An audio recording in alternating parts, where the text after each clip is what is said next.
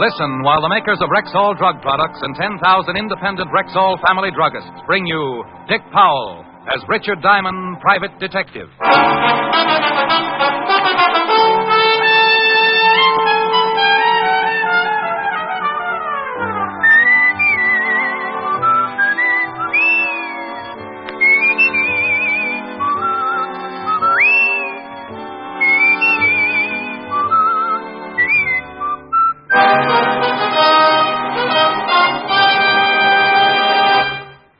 Good evening. This is your Rexall family druggist, speaking to you for the 10,000 independent druggists who have made the word Rexall part of our own store names, and who recommend and sell the 2,000 or more drug products made by the Rexall Drug Company. Like Rexall MI31, for example. Rexall's popular and versatile mouthwash, gargle, and breath deodorant. Full-strength MI31 kills contacted germs almost instantly, yet will not harm delicate membranes of the mouth and throat. Yes, for a dependable, refreshing mouthwash, remember Rexall MI31. And remember also, you can depend on any drug product that bears the name Rexall. Good health to all from Rexall. Now, your Rexall family druggist brings you a transcribed half hour with Richard Diamond, Private Detective, starring Dick Powell.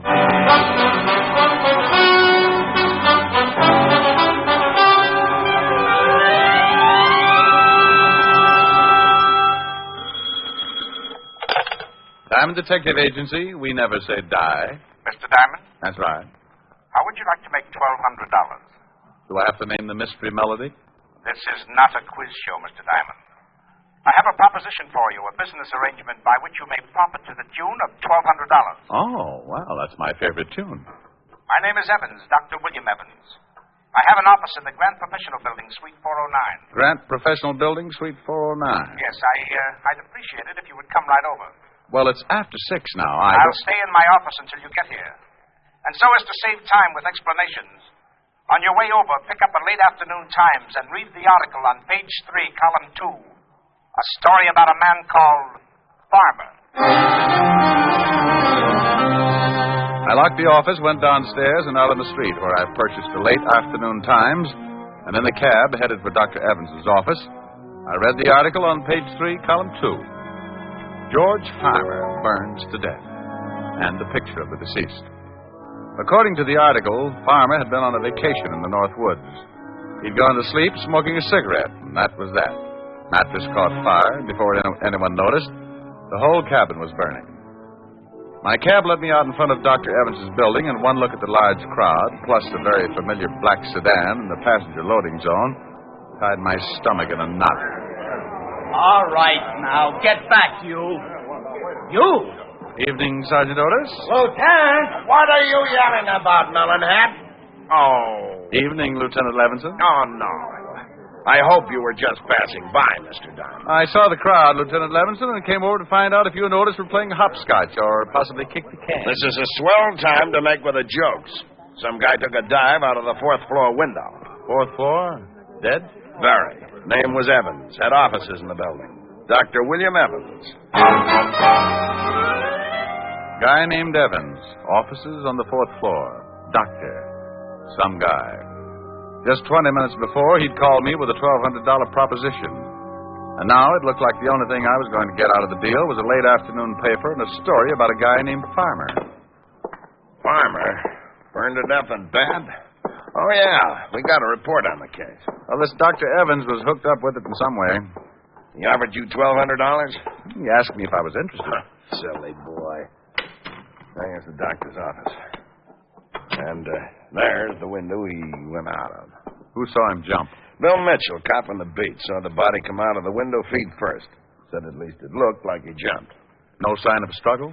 I'll have the boys give the room a good going over. Well, we're pretty sure of two things, Walt. First, there's a strong possibility that Dr. Evans didn't commit suicide. Also, that he knew something about George Farmer, the guy who got burned to death. Might have been Farmer's doctor. Well, there's one way to find out. This Times article says that Farmer left a widow. While you're checking things here, I think I'll go see what Mrs. Farmer's views are on dead husbands and dead doctors.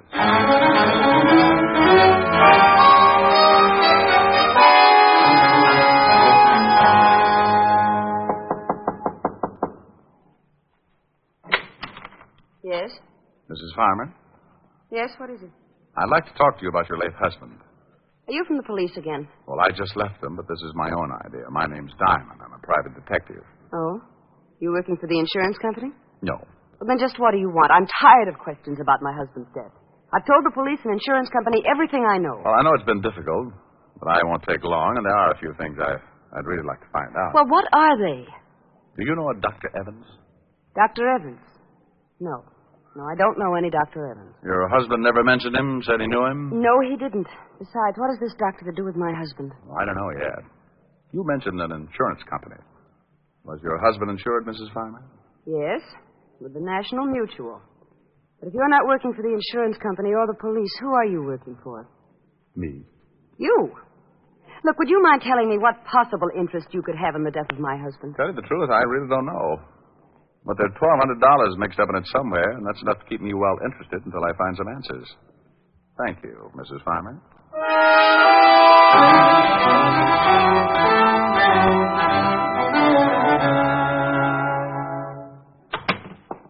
Hello, Walt. Hello, Rick. You see the wife? Yeah, lovely girl. Type you'd like to bring home to Mom. You find out anything? Nothing in the room to indicate the doctor was pushed out of the window. Mrs. Farmer didn't know the doctor. Said her late husband didn't either. But she thought at first I was from an insurance company. Well, what company? Oh, a National Mutual. Otis. Yeah, Lieutenant. Got the names of the officials in National Mutual? Yeah. Bring them in. Right. Why all the action? We checked with the dead doctor's nurse. She said aside from his regular practice, he worked for 2 or 3 big insurance firms. National Mutual was one of them. I didn't think of a connection then, but I made the check just in case. Well, George Farmer was burned to death. Dr. Evans knew something about Farmer. Farmer was insured with the National Mutual, and the doctor worked for National Mutual. Might be a tie-up. Well, Vice President of National Mutual is Arthur Peterson. It's not too late. Let's take a run over to his house and see if he knows anything about it.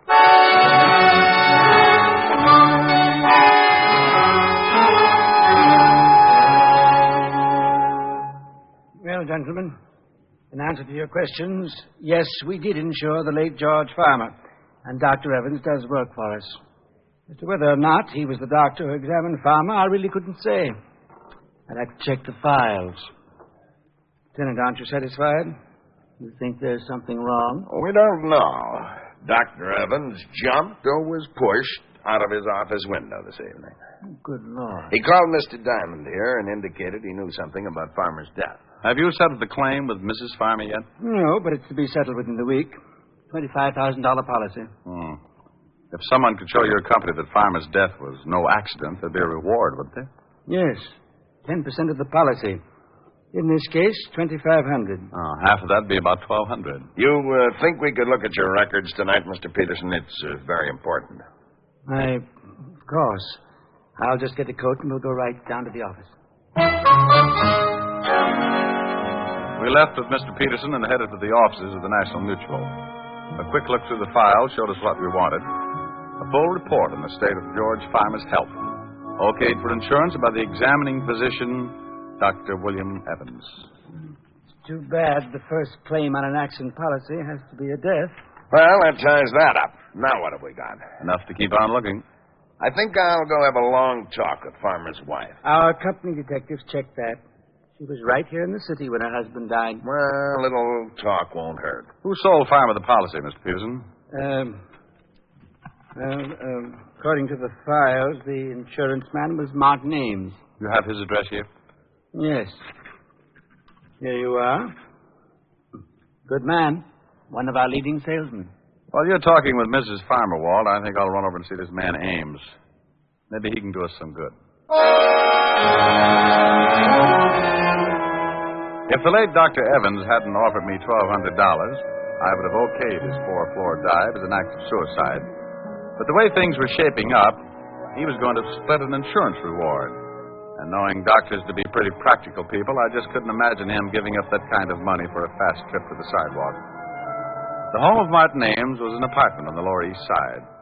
His wife answered the door. No, my husband isn't here. I was just leaving. You know where I can find your husband, Mrs. Ames? It's rather important. I don't know what you want, but if you want to see my husband, that's where I'm going now. I just got a call. He's had an automobile accident.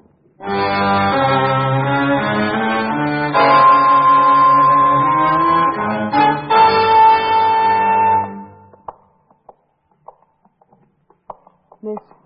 Yes. I'm Mrs. Ames. I was told my husband. Oh, yes, Miss Ames. If you'll just have a seat, I'll call Dr. Tully. He's in charge of your husband's case. But I want to see my husband. Can I see him? You'll have to see Dr. Tully first. But I want to know how serious it is. I should be with my husband. If you'll just be patient for a moment, Miss Ames, I'll get Dr. Tully. Come on, Mrs. Ames. Let's sit down over here. Just sit down right over here and try and relax. Dr. Tully, third floor reception room, please. Hello, Walt. Dr. Tully, No, come to this the is a third police floor officer, Miss reception Ames. room, please. Police officer? He's a friend of mine, Miss Ames. Nothing about my husband. Dr. Tully's the man you want to see. Can I talk with you, Rick? Oh, sure. Will you excuse me, Mrs. Ames? Oh, yes, of course. You'll be all right? I'll be all right. Okay, Walt. Well, this is far enough. About her husband? Yeah, I was questioning Mrs. Farmer when I got the call over the hotshot. I remembered, so I figured you'd wind up here. Have you heard how he is? Died 5 minutes ago. Oh, no. Accident? Hit and run. Before he died, he told us a car ran him off the road. Went down a 20-foot embankment and right into a cement retaining wall. The wall stopped him from going any further, but broke his neck. Any lead on the other car? No, lonely stretch of road. No one else saw it. It happened too fast for Ames. Now, wait a minute. That must be Dr. Tully going over to Mrs. Ames now. Yeah, that's Tully. I'm afraid that He did everything he could. I don't envy him. your husband is dead. Oh, no. Mrs. Ames. Oh, dear Mrs. Ames, please control yourself, Mrs. Ames. Come on, Walt. This is turning into a rotten case.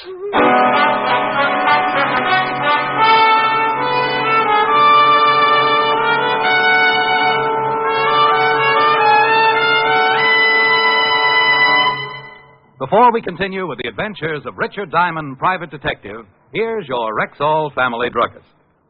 I often think that perhaps the most common under-the-weather complaint in the average family is either acid stomach or plain old sluggishness. Well, you certainly hit the nail on the head as far as my family is concerned. And I'm also sure that's why there are literally millions of bottles of Rexall milk of magnesia on hand right now in family medicine cabinets. Why, that sounds almost unbelievable. No, ma'am. Not when you know that Rexall milk of magnesia is both a quick-acting antacid and a thoroughly effective yet gentle laxative.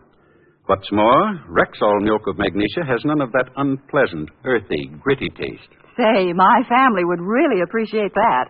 Then why not let them see for themselves just how creamy smooth and actually pleasant-tasting Rexall milk of magnesia really is? Ask for it at Rexall drugstores everywhere. And remember, you can depend on any drug product that bears the name Rexall. And now back to tonight's adventure with Richard Diamond, Private Detective, starring Dick Powell.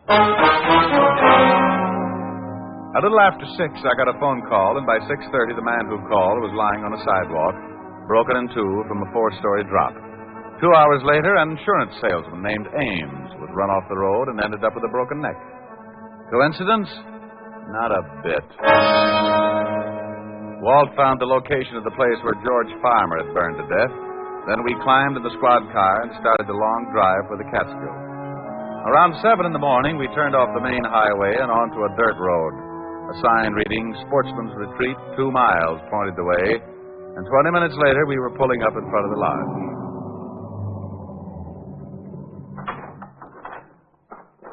Morning. Welcome to Sportsman's Retreat. Morning. Police car, ain't it? I'm Lieutenant Levinson, 5th Precinct, New York Police. This is Mr. Diamond. Oh, howdy. Oh, yeah. You up here about Mr. Farmer's death? Unofficially. You run the place? Yeah, I'm the foreman.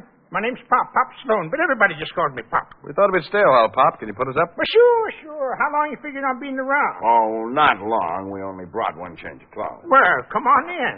Breakfast was an hour ago, but if you're hungry, I can have the cook rustle up some bacon and eggs. Oh, sounds good. Many people staying here, Pop? Oh, about 14. Yeah, 14. Same crowd comes up every year. Sort of a club, you might call it. How many years did George Farmer come out? Oh, Mr. Farmer come up about, for the last 10 years. Hey, who owns the place? Mr. Phillips. He ain't here now, but he phoned and says he'll be in sometime this afternoon. Say, how come you fellas are interested in Mr. Farmer's death? We had the police and the insurance up here for 3 days. You're a little late, ain't you? Well, there are a few things we haven't cleared up. Sure appreciate some help, Pop. Well, yeah, sure. I'll give you all the help I can. I'll go get some breakfast for you, and then we can gabble a little while. Pop went back to the kitchen, and we relaxed in a couple of big leather chairs in front of a large window that looked out on a row of cabins. That last cabin must have been Farmer's. Yeah, nothing much left of it. It's beautiful up here. Look at those trees with the sun shining through them. Your soul is showing, Walt. Oh. It was a beautiful place, all right. The cabin stood in a clearing, fronted by well-kept paths and backed by tall trees. Pop came in a little later with enough bacon and eggs to feed a platoon of tapeworms, and we talked. Where is everybody, Pop? Out fishing. Get up about 4:30 around here. Many of the men bring their wives? Oh, some of them. Mr. Farmer used to bring his up every year. Fine-looking woman, Mrs. Farmer. Didn't come up this year, though. It's too bad, too. Why? Well, might have saved him. Used to smoke in bed all the time. Maybe if she'd been around here, she might have caught him at it. Who discovered the fire? Oh, we all saw it, but it was too late. By the time we got there, the whole place was burning. By the time we got the hose going, there wasn't much left. You say you all saw it. Where were you? Oh, we was up to Willow Peak cooking out. That's about 3 miles from camp. You can see it from there. See? See that tall peak there to the left of them trees? Yeah. How come Farmer didn't go along? Oh, he never went on many hikes. Had trouble with his legs, you know. Anyone stay here in camp besides Farmer? No. Everybody was up at Willow Peak. Who examined the body? Doc Combs from Evanston come up and looked at the body. Where's Evanston? About 50 miles east. But if you want to talk to the doc, you'll have to wait till everybody comes in from fishing. Oh, good. Is he up here now? Yeah. Come up last night. Gonna stay a week for the fishing. Oh, Pop. Well, morning, Mr. Phillips. Good morning. I didn't expect you till this afternoon. This is Mr. Phillips, the owner. Oh, I have some bags out in the car. Will you get them, please? Good morning, gentlemen. I don't know. Good morning. There's some more police fellas, Mr. Phillips. Oh? About Mr. Farmer's death? Yeah, I gotta clear up a few things. Would you please get those bags for me, Pop? Bags? Oh, bags, sure. We just wanted to ask you a couple of questions, Mr. Phillips. I'm Lieutenant Levinson. This is Mr. Diamond. Well, how do you do? How do you do? Do you mind if I sit down? Well, not at all. I thought the authorities were satisfied. No, I guess they are. Where were you when the accident occurred, Mr. Phillips? Oh, I was on my way here from the city. I arrived about an hour later. You live in the city, Mr. Phillips? Well, yes, I have a house there. I divide my time between there and the lodge. Tell me something about Farmer, Mr. Phillips. What kind of a man was he? Well, You fellas want any more breakfast? No, thanks, sir. Oh, Go ahead, Mr. Phillips. Good old Pop. Well, there really isn't much to tell. Farmer was a nice sort of a guy, rather quiet. As you know, he had a very bad habit of smoking in bed. You have any trouble with him smoking in bed before? Oh, yes, several times. Nearly started a fire 2 years ago. Well, wouldn't that make you watch him a little more closely? Well, you see, his wife came up with him every year, but this one, she was usually near enough to prevent any trouble. How long did he usually stay here? Whole week, 10 days, however long his vacation lasted. Mm-hmm. What was his business? I think he was in advertising. Make much money? I have no idea. He certainly never spent much. He was tight as the devil. He was known for it, in fact. Coming up here was the only luxury he allowed himself. He'd tell everyone he'd save all year just to come up here and relax for a week or two. Hey, Lieutenant, here comes Doc Combs. He must have got his limit. Oh, you gentlemen interested in talking to the doctor? Yeah, Pop tells us he was the one who examined the body. Well, what'd you get, Doc? Hi, Pop. I got my limit. Oh, good for you. Come on over here. A couple of fellas want to talk to you. Well, how are you, Phil? Hello, Doc. Pop said you weren't due in till this afternoon. Uh-huh. Oh, this is Lieutenant Levinson and Mr. Diamond. How are you? Police? Yeah. They want to ask you a few questions. We got to clear up a few things about George Farmer getting burned to death. Pop, that's enough, Pop. I was only trying to help. Well, certainly, gentlemen. Here, will you take these fish, please, Pop? Fish? Oh, the fish. Yeah, sure. I'll be right back. Well, I don't think I could tell you much more than I've already told the police. Did you know George Farmer prior to his death? Oh, yes, over a period of 10 years. Did you identify the body? Well, not at first. It was too badly burned. Not at first.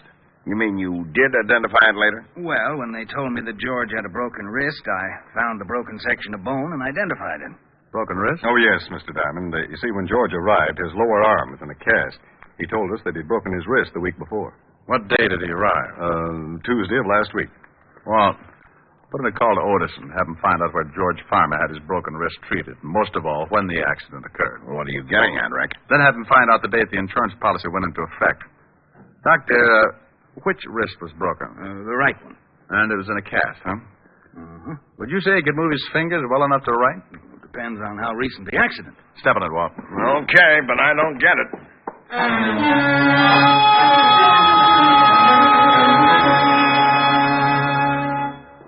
I talked to Otis. He'll get the information. Call us back.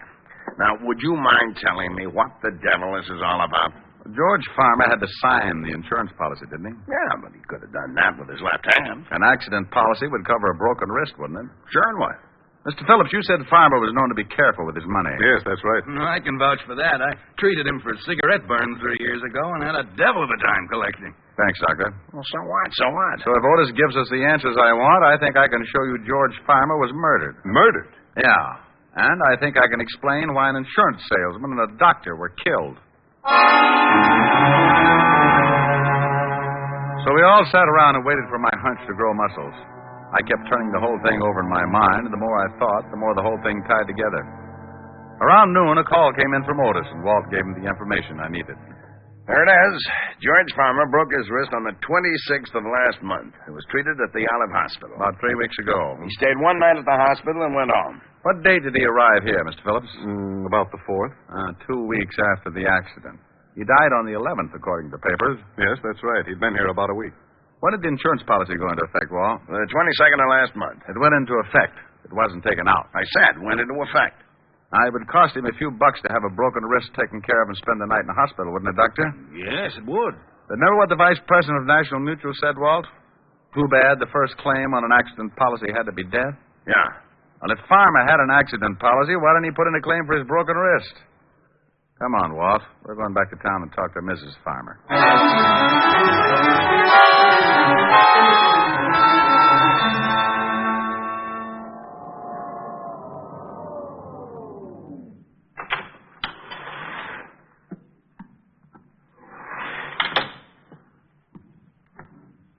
You got your men spotted around the building? Whole block surrounded. Peterson and Evers are covering the front. Cars at every corner. Isn't Otis going to play? Well, there's been some complaints about noisy cats in the neighborhood, so I stuck Otis in back in the alley. He'll drive every cat right into the river. You might have made a mistake. One yell out of Otis, and he'll end up with all the shoes in the block. Here it is. Yeah? Oh. Mind if we come in, Mrs. Farmer? No, I guess not. Well, what is it this time, Lieutenant? We think your husband was murdered. Well, that's ridiculous. Now, we know you didn't do it, but you were in on it. You know who did. Are you serious? Very. We just had the lab make a check on the insurance policy. The signature and the fingerprints were from the right hand. Well, of course they were. So your husband didn't have a broken wrist at the time? Well, no, he did that sometime later. And you'll swear that it's his signature on the policy? Certainly. I went to the doctor with him. I thought you said you didn't know a Dr. Evans. Well, I don't. He was the insurance doctor. Well, I'd never seen him before or since. How could you expect me to Your remember husband didn't turn in a claim for his broken wrist. He didn't? Well, that was his business, wasn't it? Don't you think it's rather strange to take out an accident policy and not turn in a claim on your first accident? I don't know. I didn't bother with my husband's affairs. Is this your husband's driver's license? Where did you get that? Motor Vehicle Department.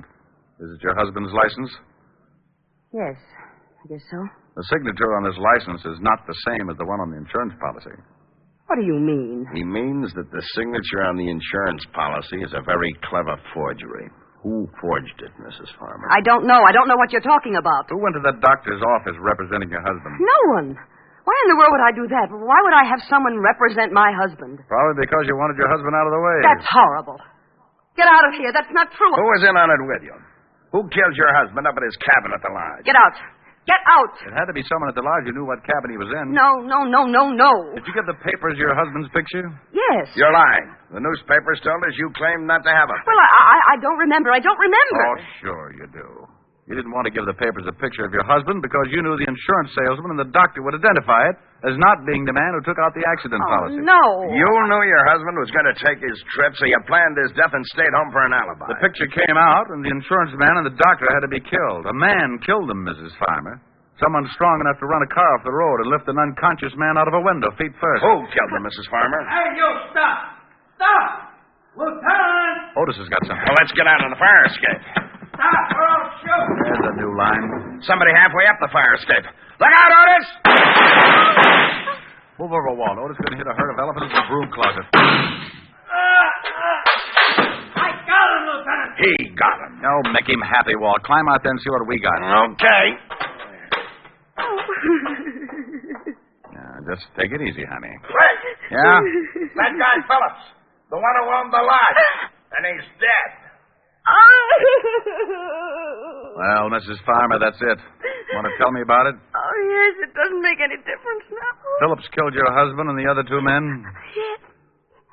We fell in love 3 summers ago. But he planned it. The whole thing was his idea. Oh, sure, I know. But the state is pretty narrow-minded about those things, honey. Guy like that gets ideas and gets dead for it. You like his ideas, and you just got to get in some kind of trouble along the way. Go on, Melonhead. Climb in. You're not hurt that bad. I am told. You get shot, Otis? No. But I'd like to ask you something, Shamus. Did you throw a shoe at me?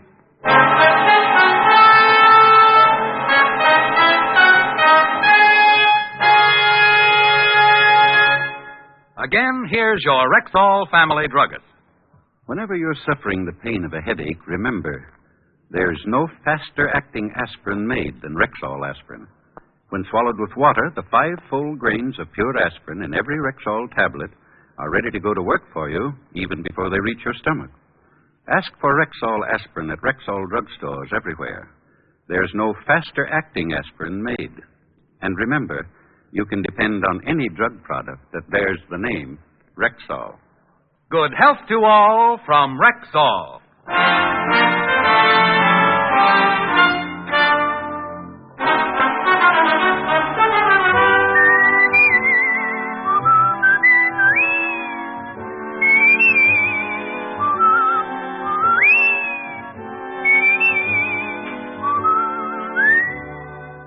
Richard Diamond, Private Detective, stars Dick Powell in the title role and is written by Blake Edwards, with music composed and conducted by Frank Worth.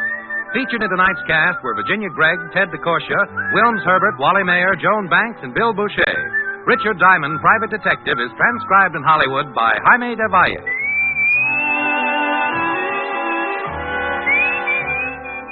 This is Bill Foreman inviting you to be with us next Wednesday at this time when we will again bring you Dick Powell as Richard Diamond, Private Detective.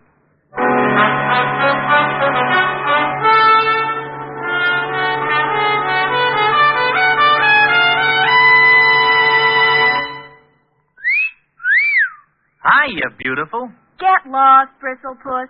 You need a shave. But I have shaved. What else do you want me to do? Silly boy, she wants you to go Stag. Go Stag? But why? Because Stag is Rexall's exclusive line of men's good grooming aids, like Stag Brushless Shave Cream. No fuss, no massage, just smooth it on, and presto, you get a clean, close shave. Your face stays smooth and whiskerless all day long. I'll do it. I'll go Stag. That's it. Join the Stag line now at Rexall drugstores everywhere. Yes, to make girls care. Go Stag.